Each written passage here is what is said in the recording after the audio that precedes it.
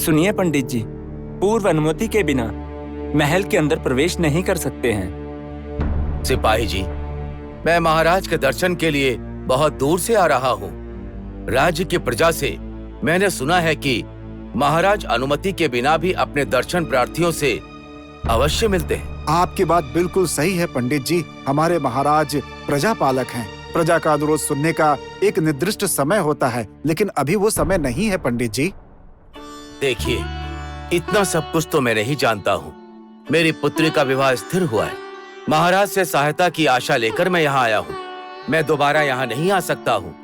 कृपया महाराज से मिलने का मुझे अवसर प्रदान कीजिए। महाराज महल में नहीं है, वो युद्ध पर गए हुए हैं और महाराज की अनुपस्थिति में हम किसी को भी महल के अंदर प्रवेश करने की अनुमति नहीं दे सकते हैं पंडित जी। ये हमें महाराज का आदेश है। अरे रे, ये मैं किस दुस्समय पर आ गया। ये मेरा कैसा दुर्भाग्य है। अब तो मेरे लिए मेरी आशा के सारे रास्ते बंद हो चुके हैं।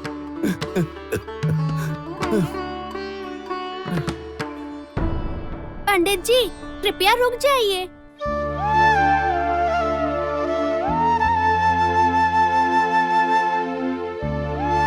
अपनी पुत्री का विवाह कैसे करेंगे आप? बारात, नृत्य, संगीत सब होने वाला है ना?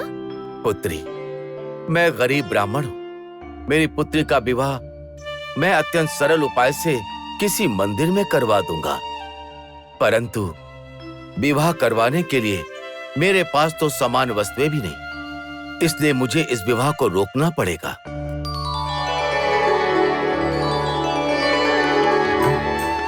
पंडित जी, आपकी पुत्री का विवाह रुकना नहीं चाहिए। मेरे ये गहने आपके कुछ काम आ सकते हैं। आप इनको स्वीकार कीजिए।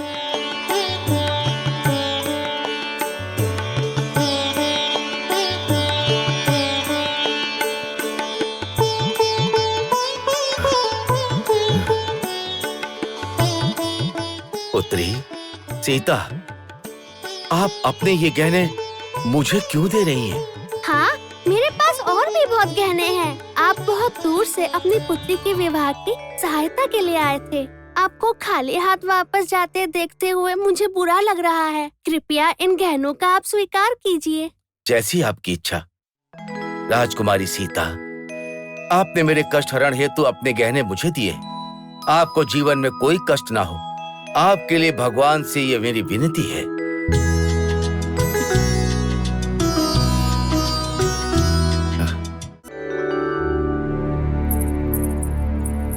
माँ, सीता ने अपने पहने हुए गहने सब दान में दे दिए। सहायता मांगते हुए कोई महल में आया था। सीता ने उन्हें अपने सारे पहने हुए गहने दान कर दिए। माँ, अपने पहने हुए गहनों को कोई दान कर सकता है क्या? देखा जाए तो किसी अपरिचित को देना अनुचित है, पर सीता ने ऐसा क्यों किया? मैं उससे पूछूंगी। सखी। जी महारानी। तुम जाकर शीघ्र ही सीता को मेरे पास ले आओ। जैसी आज्ञा।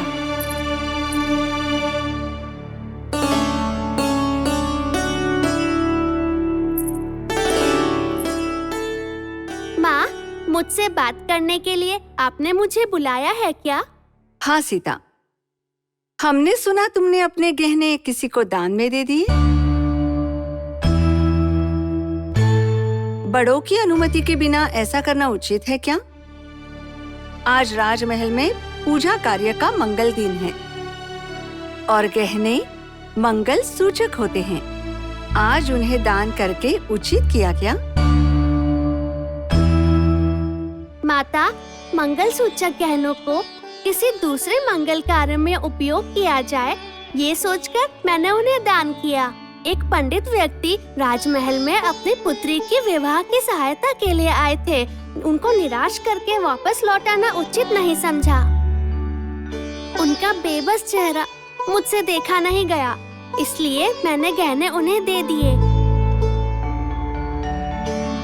माँ, अगर मैं भी वहाँ रहती तो बहन की तरह मैं भी अपने गहने उन्हें दान कर देती। हम भी वैसा ही करते। वाह, सत् कार्यों के लिए सत् पात्रों को दान देना अनुचित नहीं है। परंतु हमारी सीता का उस समय अपने गहनों को दान करने का निर्णय देखकर मैं आश्चर्यचकित हो गई हूँ।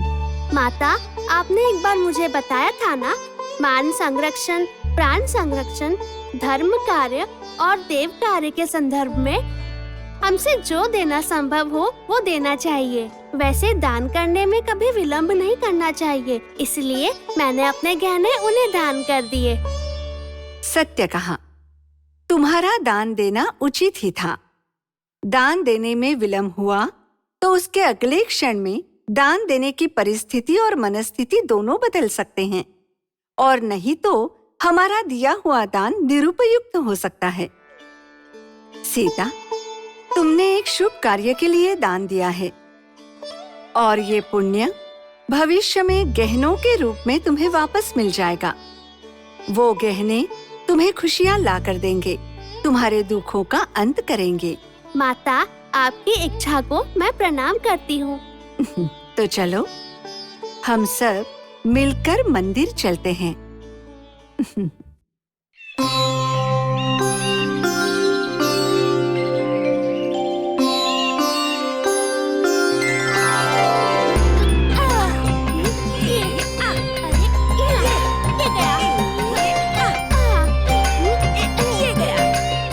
पेड़ों को मारते मारते तो मेरे हाथ ही दुख गए हैं। फल बहुत ऊपर है, एक भी नीचे नहीं गिरा।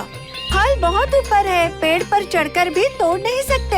अरे, फल की आशा छोड़कर गाय को चराकर घर लौट चलते हैं।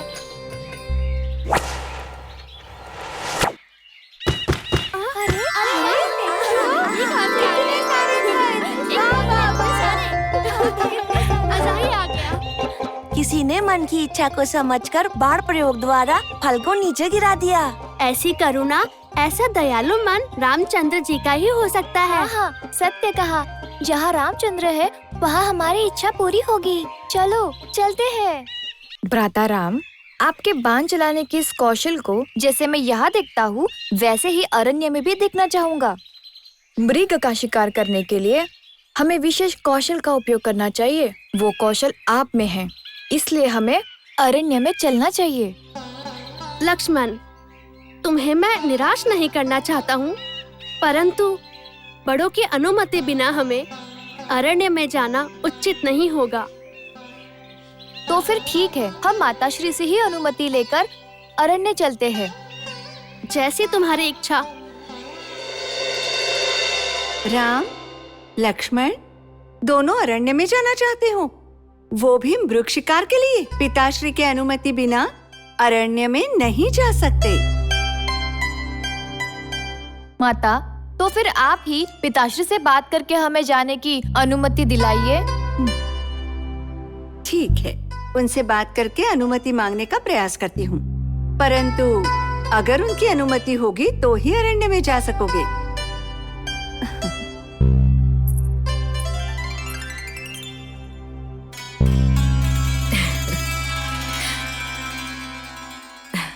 महाराज, मैं आपको पराजित कर दूंगी।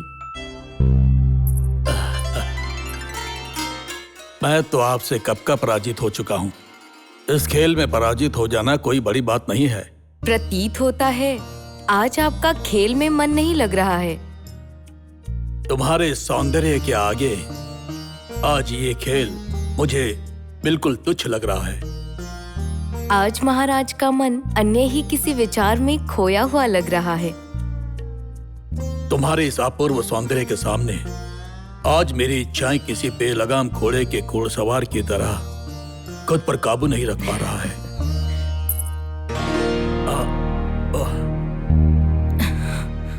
क्षमा कीजिए महाराज। कौशल्या, अप्रत्याशित एक संकट की सूचना लेकर आई हूँ, इसी कारण मुझे स्वयं आना पड़ा। अंदर आओ। मैं और कैकई तो चौसर का खेल खेल रहे थे। तुम्हारी एकांतिका को भंग करने के लिए मुझे क्षमा करना कैकई। क्षमा करना, महाराज के प्राण बड़े संकट में हैं। ऐसा भी क्या संकट आ गया? जमदग्नि रेणु का पुत्र क्षत्रिय कुल संहारक परशुराम अयोध्या की ओर आ रहे हैं, ये सूचना देने आई हूँ। गंभीर संकट है महाराज। सहोदरी, वो परशुराम पहले भी कई बार आ चुके हैं और जा चुके हैं। उनके लिए हमें भयभीत होने की क्या आवश्यकता है? बोलिए। सहोदरी, वो परशुराम कर्तव्यवीर अर्जुन के क्रोध का भू प्रदर्शन करते हुए क्षत्रिय कुल को निर्मूल करने का निर्णय लिया है। उसके कुल्हाड़ी ने क्षत्रिय कुल को विनाश करने का काम अभी भी समाप्त नहीं किया है। उससे महाराज को बचाने का हमारे पास केवल एक ही उपाय है। एक ही उपाय है, एक ही उपाय है, इसलिए ना चाहते हुए भी मुझे बार बार विवाह करना पड़ेगा। महाराज, आपने मुझे वचन दिया था कि मुझसे विवाह करने के पश्चात आप और किसी स्त्री से विवाह नहीं करेंगे। उस परशुराम के आतंक से भयभीत होके आपका बार बार विवाह करना मुझसे सहन नहीं होता है। कैकई, क्रोधित मत हो कैकई। जो क्षत्रिय विवाह कर रहा हो उसे परशुराम छोड़ देते हैं, इसलिए यही एक कारण है। कारण कुछ भी हो, मेरे रहते किसी दूसरी स्त्री के साथ आपका विवाह होते नहीं देख सकती, कदापि नहीं देख सकती। सहोदरी कौशल्या, मैं अपने स्वामी के साथ सुखी हूँ। इस खुशी को भंग ना करने का कोई और उपाय नहीं है क्या? जी।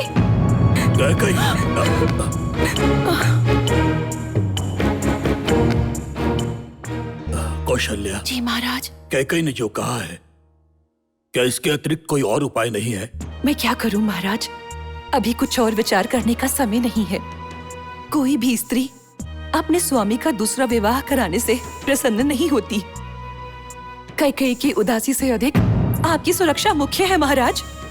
कृपा करके तैयार होकर विवाह मंडप पर चलिए। इस तरह आपको विवाह करता देख परशुराम वापस चला जाएगा। ऐसा ही होगा। यदि मैं जीवित रहा तो तभी कैकेयी को शांत कर पाऊंगा। ठीक है स्वामी।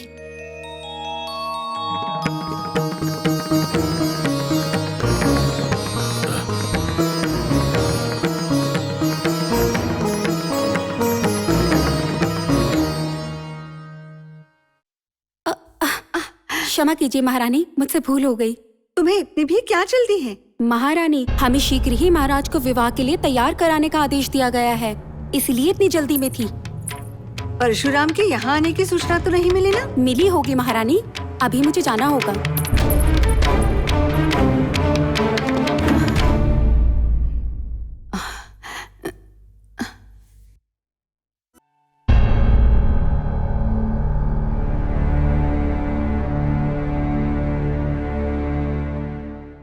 कैकेयी, रानी। नया विवाह, नई वधू। मिलने के पश्चात महाराज को इस पुरानी रानी की भला क्या आवश्यकता है?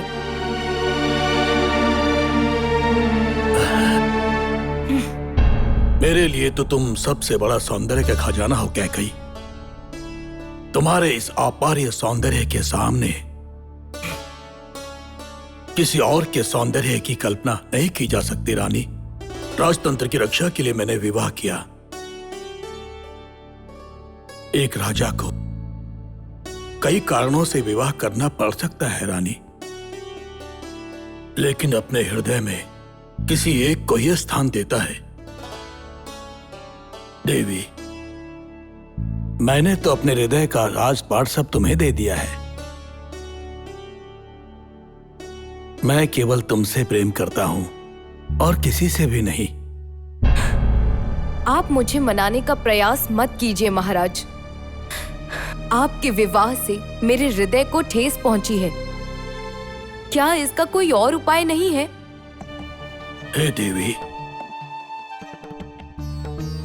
परशुराम की प्रतिज्ञा समाप्त होने पर्यंत इस जबरदस्ती के विवाह को सहन करना ही पड़ेगा, क्योंकि परशुराम के हाथों कार्तवीर अर्जुन के निधन के पश्चात युद्ध में उन्हें परास्त करना असंभव है। और इस स्थिति से बचने के लिए केवल एक ही उपाय है, विवाह।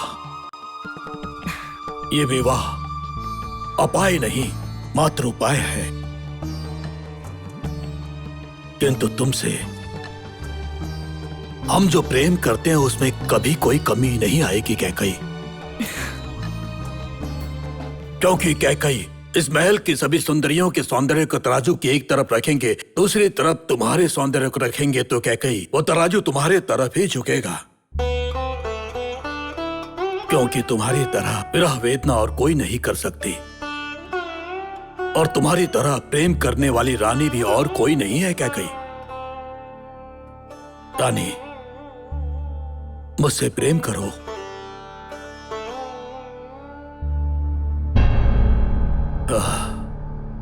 ठीक है,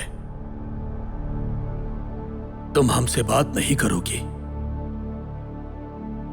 तो परशुराम की कुल्हाड़ी के आगे अपना सर रख देना ही उचित होगा। नहीं महाराज, नहीं नहीं, ऐसी अशुभ बातें मत कीजिए। मैं सदैव आपकी ही हूँ और आपकी ही रहूंगी। बहुत खुशी प्राप्त हुई देवी, बहुत ही खुशी प्राप्त हुई।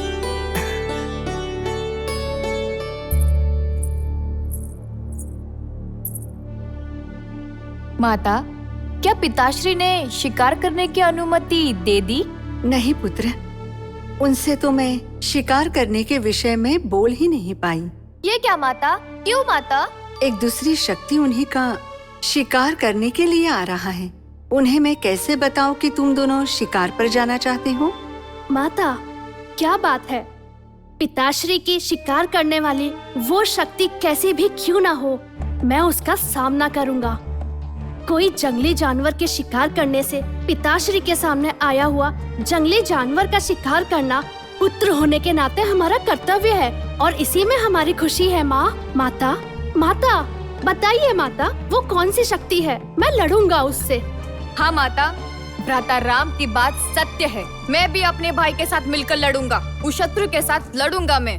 वैसा समय आया तो हम सबको उनके लिए लड़ना पड़ेगा पुत्र, परंतु अभी एक दूसरा उपाय अपनाकर उसे दूर भेज दिया गया है। चिंता करने की कोई आवश्यकता नहीं, तुम लोग जाकर खेलो।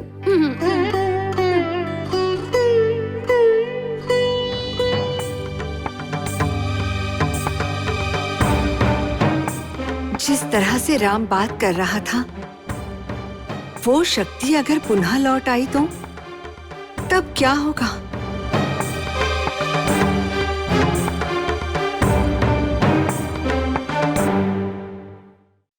कौशल्या शुशुबेतेन। कौशल्या शुशुबेतेन। गुरु, कौन है तुम्हारा गुरु? मेरे गुरु का नाम वाल्मीकि महर्षि है। वाल्मीकि महर्षि? सीता, तुम्हारे लाए गए पुष्प के अतिरिक्त हमारी नित्य पूजा संपन्न ही नहीं होती है।